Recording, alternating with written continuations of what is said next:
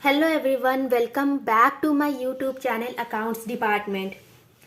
तो आज हम लोग स्टार्ट करने वाले हैं बी कॉम पार्ट 3 से, जो कि हमारा कॉस्ट अकाउंटिंग था। उसमें से reconciliation of cost and financial account वाले चैप्टर को। ठीक है, ये हमारा न्यू चैप्टर है।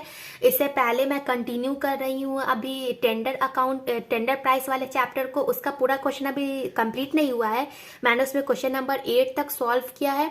अगर आप उसमें कुछ प्रॉब्लम हो रहा है आपको, तो आप उस वीडियो को जा करके देख सकते हैं, वो मेरे चैनल पर है। तो आज मैंने सोचा कि बहुत सारी रिक्वेस्ट आई थी कि कॉस्ट अकाउंटिंग में और भी चैप्टर्स जो है उसके सॉल्यूशंस को सॉल्व करने।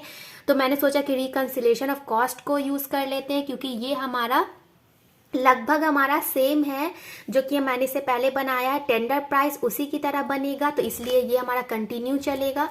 तो आज हम लोग स्टार्ट करेंगे इसमें क्वेश्चन नंबर 1 को। ठीक है, तो पहले इसके क्वेश्चन को देखेंगे कि क्वेश्चन नंबर 1 में बोल क्या रहा है और ये बनेगा कैसे। चलिए, तो सबसे पहले हम लोग रिकंसिलिएशन ऑफ स्टेटमेंट के क्वेश्चन नंबर 1 को देखेंगे। ठीक है, ये मेरी ओल्ड बुक है, आप लोग न्यू बुक से क्वेश्चंस को मैच कर लीजिएगा। तो चलिए देखते हैं क्वेश्चन नंबर में क्या बोला है।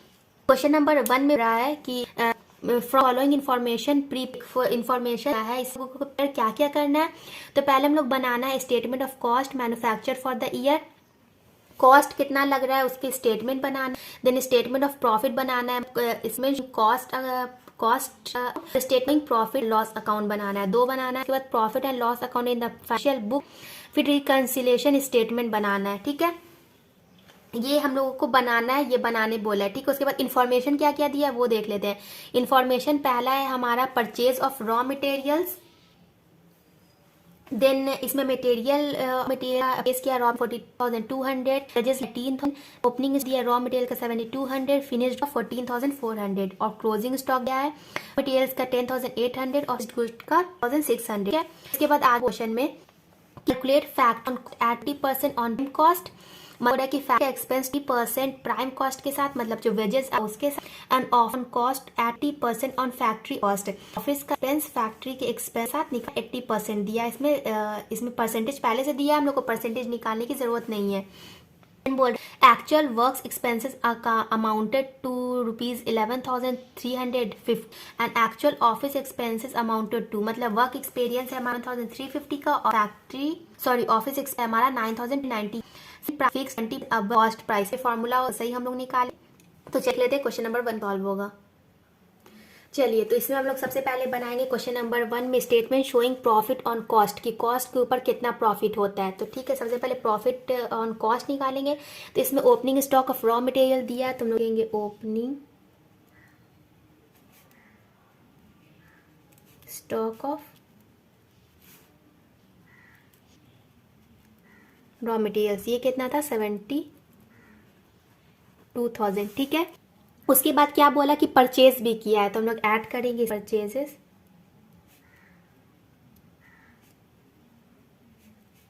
Purchase of raw materials, purchase किया रॉ मटेरियल 43,200 का। ठीक है, इसके बाद क्लोजिंग स्टॉक दिया है रॉ मटेरियल का, तो हम लोग ले देंगे क्लोजिंग को, क्लोजिंग स्टॉक। ये हमारा फॉर्मेट एक बनता है जो कि मैंने क्वेश्चन में बताया, जो कि हमारा टेंडर प्राइस था उसमें। तो अगर आपको समझ में नहीं आएगा तो उसमें से आप लोग जाकर देख सकते हैं। ये होगा हमारा 10,800। ये हमारा आ जाएगा, ऐड कर सॉल्व करेंगे तो ये आता है हमारा मटेरियल कंज्यूम।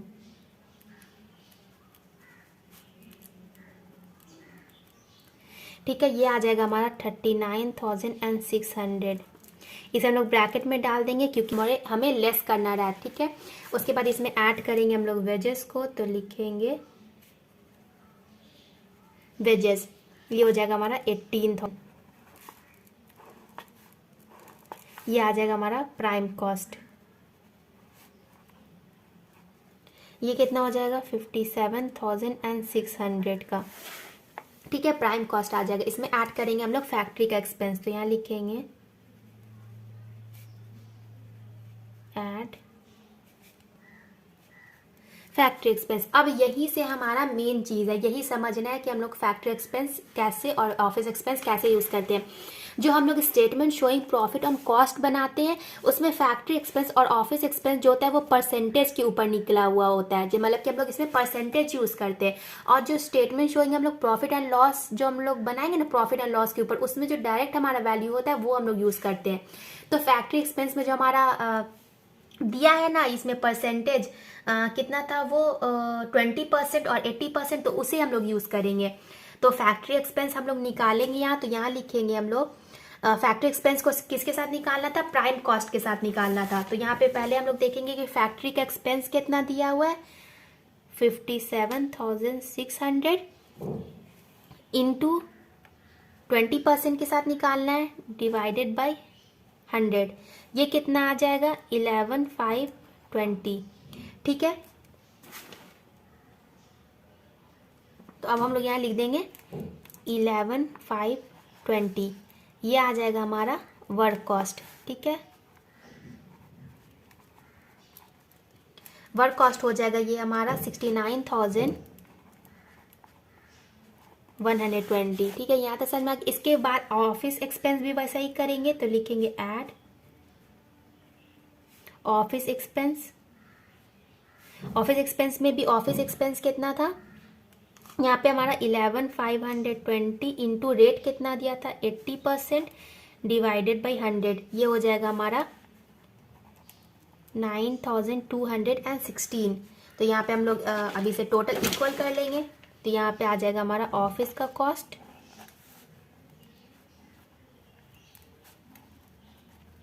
ये हो जाएगा हमारा 78,336। ठीक है, अच्छा सॉरी ये हो गया 78,336। अब क्या करेंगे, इसके बाद होता है हमारा opening finished goods and closing finished goods का वैल्यू दिया, तो यहाँ पे हम लोग लिखेंगे ऐड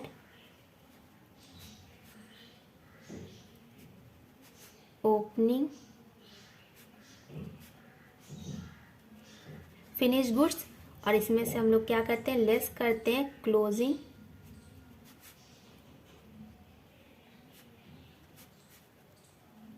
फिनिश गुड्स। ठीक है, ओपनिंग का वैल्यू कितना है, ओपनिंग है हमारा 14,400 एंड क्लोजिंग है हमारा 3,600। 3,600 को माइनस करना है, इसलिए हम लोग ऐसे लिखेंगे। तो ये कितना आ जाएगा हमारा, ये आ जाएगा हमारा कॉस्ट ऑफ गुड्स सोल्ड, ये हो जाएगा हमारा 19,000 सॉरी ये आ जाएगा हमारा 8,136। ठीक है, 89,136 आ जाएगा। इसके बाद हम लोग इसमें अब ऐड करेंगे प्रॉफिट को, तो यहाँ हम लोग लिखेंगे अब ऐड प्रॉफिट। तो ये क्या हो जाएगा हमारा, ये बैलेंसिंग फिगर होता है, तो इसे हम लोगों को निकालना है। तो हम लोग पहले देख लेते हैं कि इसका वर्किंग कैसे होगा। यहाँ हम लोग सेलिंग प्राइस का वर्किंग कर लेंगे, तो यहाँ लिखेंगे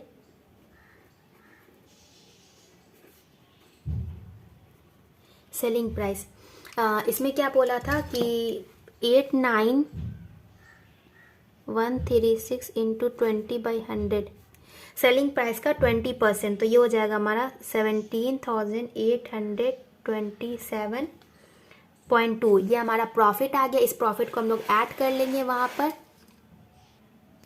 जो वैल्यू आया था हम लोग यहाँ लिखेंगे, तो लिखेंगे 17,827, ये प्रॉफिट था, तो ये हम हमारा आ जाएगा सेलिंग प्राइस।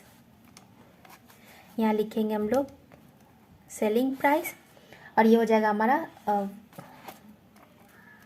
1069.63। ठीक है, सॉरी ये पॉइंट नहीं होगा, ये टोटल हो जाएगा हमारा 1,69,063। ठीक है, इसके बाद हम लोग अब दूसरा बना लें। अभी जो हम लोग ने बनाया था वो statement showing profit on cost बनाया था। अब हम लोग इसमें बनाएंगे statement showing profit as per profit and loss account. Profit and loss के हिसाब से कितना प्रॉफिट आएगा ये लिखना है। तो सबसे पहले प्रॉफिट एंड लॉस में हम लोग लिखते हैं टू ओपनिंग बैलेंस। इसमें क्या होगा हमारा, ओपनिंग बैलेंस दिया है रॉ मटेरियल्स का 7,200, और फिर है क्या फिनिश्ड गुड्स, ये हमारा 14,400, ठीक है। उसके बाद क्या था कि परचेज किया था, तो लिखेंगे टू परचेज, ये हमारा 43,200। देन है हमारा वेजेस, तो लिखेंगे टू वेजेस, ये हमारा 18,000, ठीक है। उसके बाद है हमारा फैक्ट्री का एक्सपेंस, तो टू फैक्ट्री एक्सपेंस, ये हो जाएगा हमारा 11,350। देन टू ऑफिस एक्सपेंस, ये आ जाएगा हमारा 17,923, ठीक है। यहाँ तक तो हो गया हमारा डेबिट साइड में। अब क्रेडिट साइड में हम लोग सेल लिखते हैं, तो लिखेंगे बाय सेल्स। सेल करके हम लोगों ने निकाला था अभी जब हम लोग बनाए थे statement showing profit and cost, उसमें हम लोगों ने सेल्स का वैल्यू निकाला था, 1,69,063 हमारा आया था। देन अब हम लोग लिखेंगे बाय क्लोजिंग बैलेंस, ठीक है। इसमें क्लोजिंग बैलेंस था raw materials and then finished goods, कितना था 10,800 एंड ये 3,600, ठीक है। टोटल करेंगे दोनों साइड,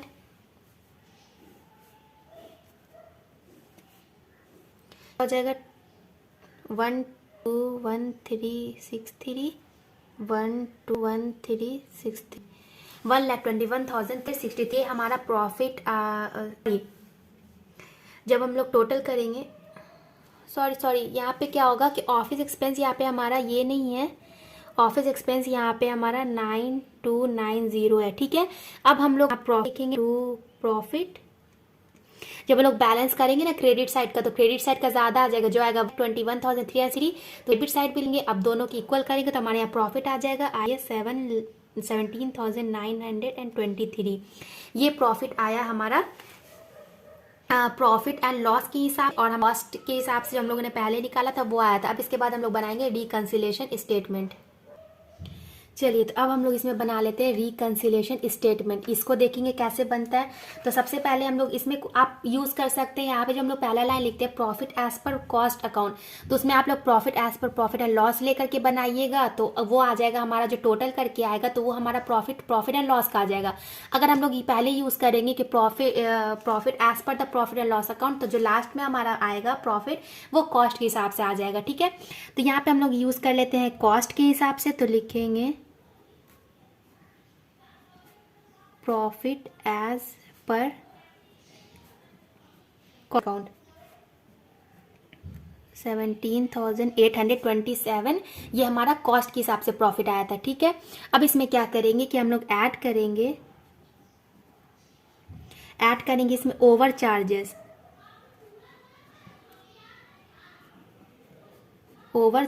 ऑफ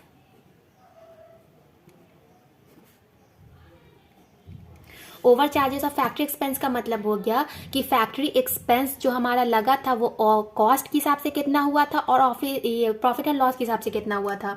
तो हम लोग यहाँ पे लिखेंगे एज पर कॉस्ट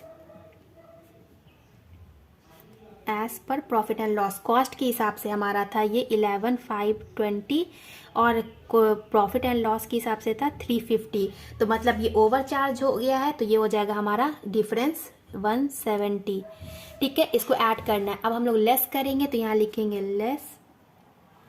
लेस क्या करेंगे, लेस का मतलब होता है under charge of office expense. ये जो ओवर चार्ज और अंडर चार्ज है ना, ये सबसे पहले हम लोगों को कॉस्ट और प्रॉफिट एंड लॉस के अकाउंट को देख करके पता लगाना पड़ेगा कि उसमें ऑफिस का एक्सपेंस या फिर फैक्ट्री का एक्सपेंस कॉस्ट में ज़्यादा है या प्रॉफिट एंड लॉस में ज़्यादा है। अगर कॉस्ट में ज़्यादा होगा तो वो ओवर चार्ज हो जाएगा, अगर प्रॉफिट एंड लॉस में ज़्यादा हुआ तो वो अंडर चार्ज हो जाएगा, ठीक है।